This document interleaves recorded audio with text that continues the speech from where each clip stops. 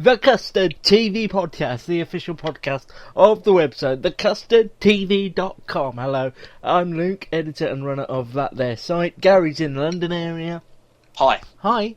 And Matt's in the stereotypical north. Hey. That's never not funny, is it? Before we go any further, just let me just say hello to Matt. Hi, Matt. Hi, Gary. How are you? Very well, thank you very much. Good. Thank you for asking. That's all right. You're very I welcome. don't like it when you two talk. What? Because you're not involved. Matt's my friend. We were talking on Skype long before you started on the call. It's not a competition that's who's known Luke the longest. Well, that'd be you. Well, yeah, that's true. It has reminded Luke and I that very soon is our 4th year anniversary of our opening podcast. Yeah. What did we? How on earth did we? Was it? I don't know, but it... I can't remember what our first conversation was, or how we... Oh. No, I tell you what worries me more than that is the fact that my longest serving relationship has been with Gary.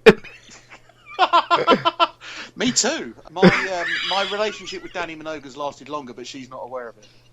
No, she is, trust me. Oh, is she? Oh, okay.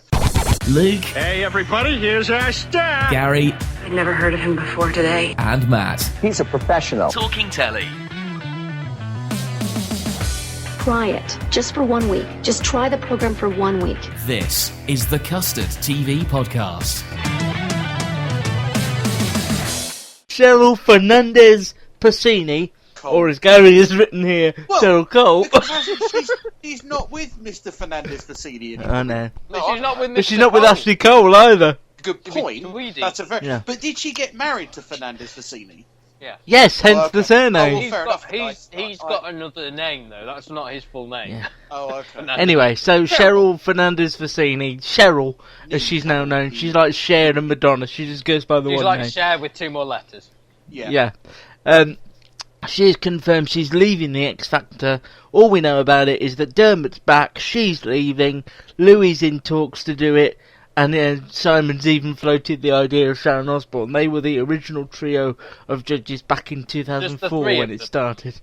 Yeah, I still think, just give it a rest for a year. What Well, damage is this would going to it be the do? last one or not? Do we know? No, 3 years. 3 more 3 years. more years. Oh God. Yeah. You know, I just give it a break for a year. What damage will it do? Yeah, but really? what are they going to put on in its place? I don't care, Matt. I don't care. Nobody watches ITV anyway. Speaking of things coming back, Miranda, Gary's favourite lady, will be returning for Is the this Call it the for Midwife. Call the Midwife for you, Gary? Then. Yeah, Yeah. that'll be Well, it. basically, what that means is, unless someone can do an edit of every scene that she's in, I won't be watching the Christmas special.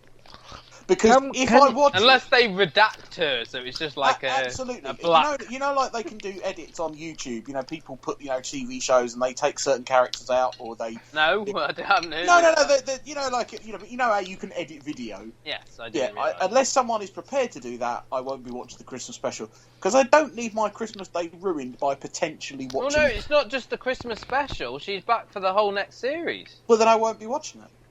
But can you explain to everybody has their people they just don't click with. But can you explain where your absolute hatred of Miranda comes from? Not really. It's irrational, but it's mine. So It's like people who are scared of spiders. They don't know why. The only irrational hatred I have of someone that I can explain is Sting, where everybody in at a certain point in the 1990s was gushing about how great Sting was and his new album, and I didn't get it. And since then, the tree hugging... You didn't get his new album, or you didn't get why? No, I didn't. Nobody bought it for you. I didn't get the whole idea of why he was so great. Wow, he was using African drums. Well, so did Paul Simon. He was into the environment. Well, so was David Bellamy. It's like I didn't see anything. So You never thought you'd get a David Bellamy reference. No! he's about the only 70s. He's about the only 70s child presenter we can mention. That was my favourite bit of the podcast all year. Right. Of the 4 years, hatred in of fact. Sting, which I could defend, but my rational hatred of Miranda is just irrational. Doesn't it make more sense to hate Bono rather than Sting? I've got no beef with Bono. Everyone else hates Bono, so I feel bad for him. I'm not a populist. I'm your rebel. I think there's a couple of people who hate Sting for similar reasons to you. Yeah, but amongst my friendship group, Sting became an icon, so therefore I rejected him. I need help. And finally, one of Gary and I's favourite crime dramas of all time, I will say, for myself. Yeah. That was a Top very 10, weird way of saying it. The Bridge, the Scandi drama, will return for a fourth series, or at least the writer wants it to return for a fourth series, but if it does, it will be the last.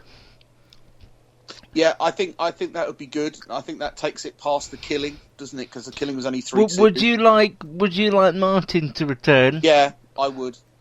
I don't Okay, think well, the actor will, from what I've read. Maybe they'll do a Marcella crossover. Well, then, Oh. God, I hope not. We'll get to that. First of all, though, Gary must headeth west.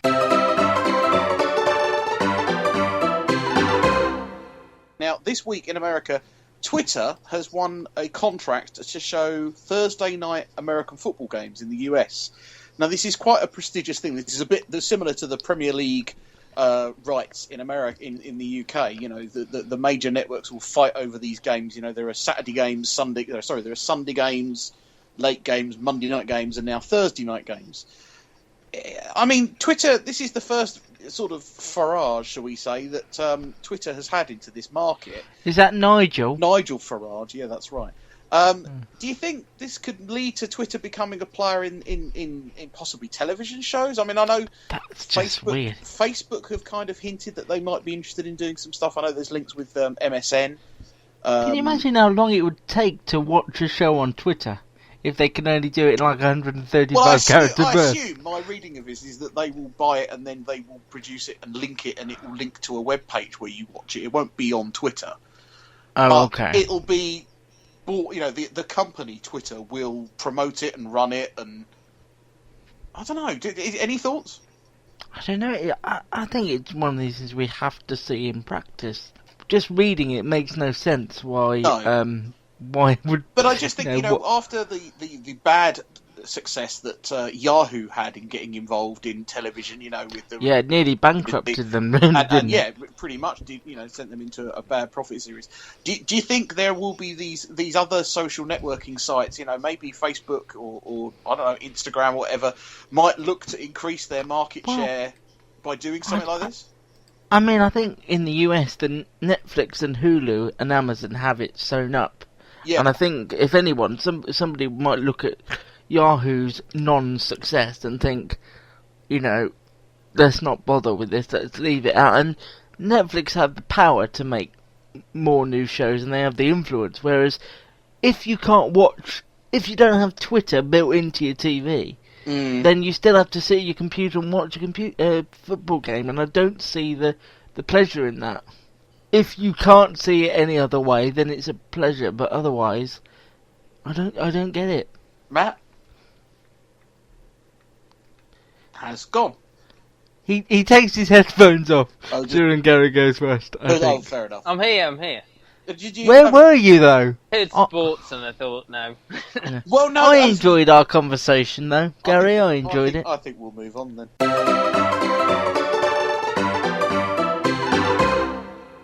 What's your most favourite Sting song? You must have one that you I can. don't like Sting at all. Well, Not even the Police? His sort of Brand New Day era that you really despised him. Was that I suppose his solo work, the mid-90s. So, All have his you got a solo favourite work- Police song? Not really. Not even Walking on the Moon? Once I discovered my hatred, I retroactively destroyed all his back catalogue. What about Walking on the Moon? That's a pretty solid tune. Every Breath You Take? No, nothing special. What about the lyrical genius of Do Do Do Da Da Da? Well, of course that. Yeah. No, it's over. Yeah. So every little thing he does is tragic. Ah! Yeah, that was. We can move on, wasn't it? Yeah. Review 13. Let's start with, because we didn't. Yeah. We skipped over this last week because Luke hadn't seen it. For shame. I suppose really what we should do is just to say that what happened was, in the end, the rather rubbish police force ended up allowing Ivy to be captured by her. I already love this. Previous captor, Whose who name was was the father out of Moonboy, with not an Irish accent, which makes me wonder, is he actually Irish or not? Now, yes, he is, and they said his name throughout the whole drama, so it Well, must be in there I somewhere. watched it a week and a half ago when we were supposed to. So I know it was White, but what was his first name? I don't know. Mark. Mark. Mark Was it? White. Bit of a boring name. I was thinking Mark Wright when you said. So yes, and the idea is that he took her and traded her for the young girl that he had captured in the shopping centre. Yeah, and it was kind of rather stupid that the police would allow this thing to go down as it is. You know, can I just stop you there, Gary? Go on, There was a good article, I don't know if you saw it on Radio Times, where it was just about how rubbish the police were in 13. Yeah. I didn't quite think they were that rubbish. I just think it was slightly unrealistic for them to have allowed, you know, a previous captor to be put in that situation. But for a point of television, it was perfectly fine. I felt the last episode probably could have been put out to 2 episodes. The storyline that was there of her being recaptured and the mental torture and the way in which she escaped could have replaced some of the banality of episode 4, which I don't think was needed. Marnie Dickens, the writer, she's gone on record to say that she wanted to leave it sort of an ambiguous ending. She didn't want to explain how Ivy got out and what happened in the cellar and stuff like that. If there was going to be a second series, I would have said what you would have had is just 14. the house blowing up. And 14. I would have had just the house blowing up and no idea who got out. I found it annoying that, you had all that tension and all the house blowing up and things, and then she was just reunited, credits. It was just kind of flat. That to me is why this is a one-off series, rather than any idea they might come back to it, because they ended it and it was resolved. And I stand by my comment that I made from my mouth on this podcast, which was, if they'd recast Jodie Comer as another, I wouldn't be interested in this, really. I think she lifted it, definitely. I felt like she's the one that's been promoted best coming out of this. The writers did well. We're not in America. The writer did well. She's got a couple of projects lined up, hasn't she? I don't think any of the other actors shined particularly.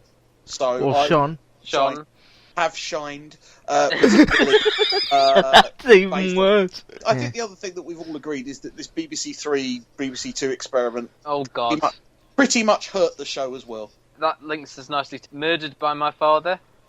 Well, I haven't seen it, but you could. I think this is the problem with BBC Three. I just don't think about it now. Well, I've written a quick review of it on the website, but briefly, as the title would suggest, similar to Murdered by My Boyfriend in that it was sort of written based on cases and things like that and experiences of, this is called Honour Killings.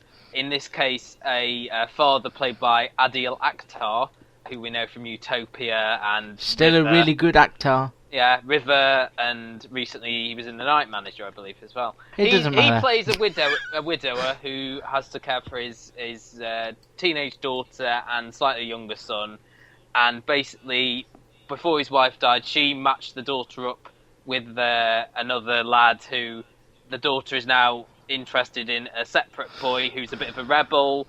And as the story goes on, their romance goes on, but it's sort of forbidden because she's promised to another.